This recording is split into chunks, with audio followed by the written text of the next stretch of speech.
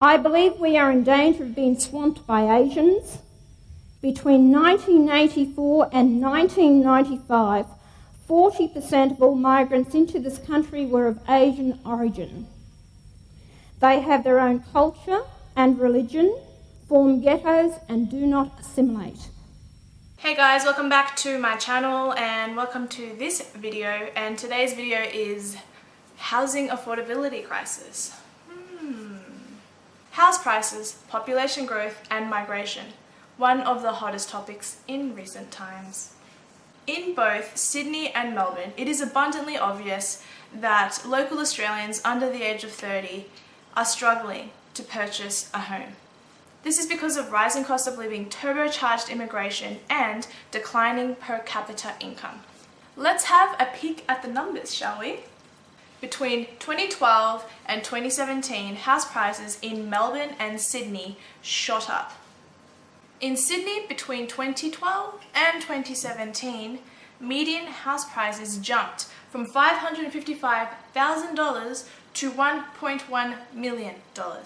In Melbourne, between 2012 and 2017, house prices went from $529,000 to $903,000. In Sydney, between 2012 and 2017, the population grew from 4.6 million to now 5.1 million.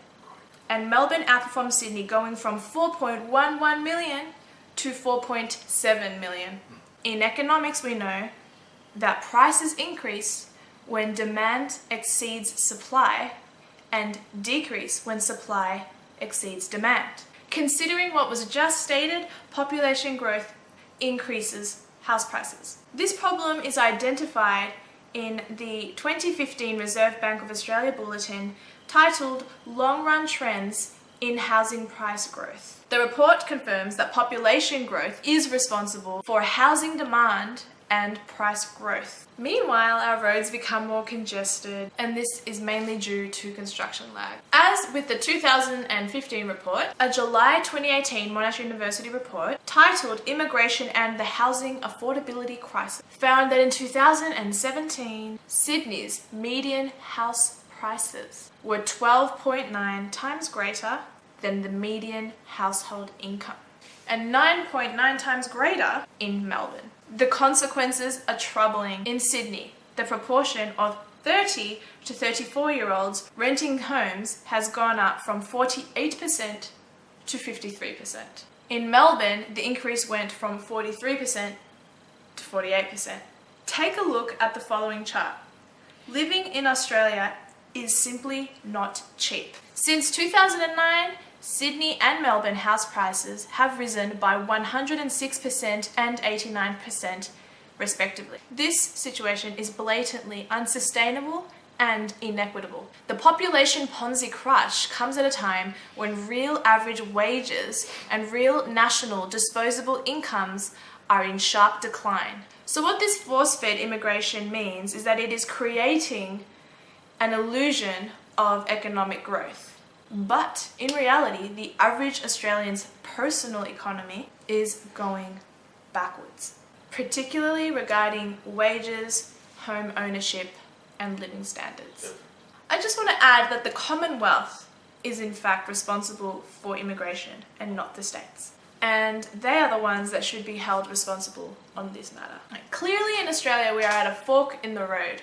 Planning infrastructure policies have not kept up with turbocharged immigration. Meanwhile, our roads become more congested. Assuming the current net overseas migration intake of 236,000 people continues, an additional 35,000 new homes will need to be built in both Sydney and Melbourne. Take a look at this chart.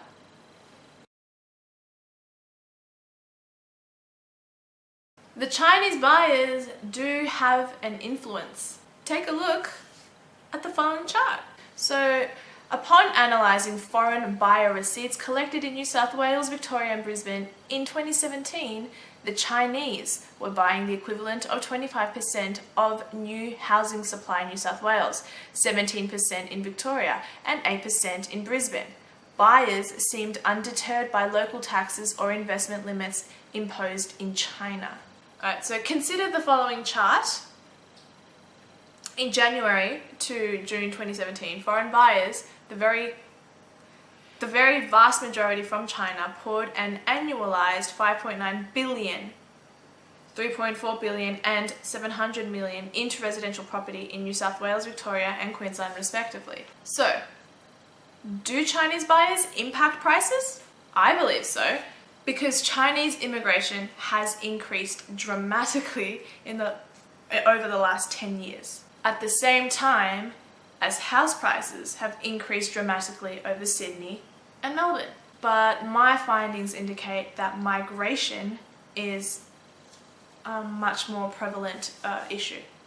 In summary, the big Australia lobby cannot deny in the face of so much evidence and data, because housing affordability is made worse because of rapid immigration and poor planning. The answer lies in the government owning up to the problem and designing policies that will make a positive difference. If that positive difference means cutting immigration intake to improve housing affordability by driving down demand, I believe that that would be of benefit to most Australians. Meanwhile, our trains are packed.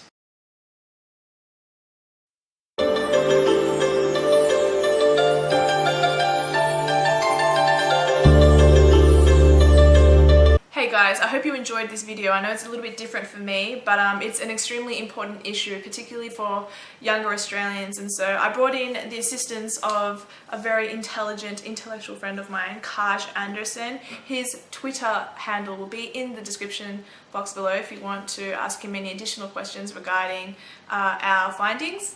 And thanks again guys for watching this video. I hope you enjoyed the subject matter, and if you want to watch more videos like this, let me know.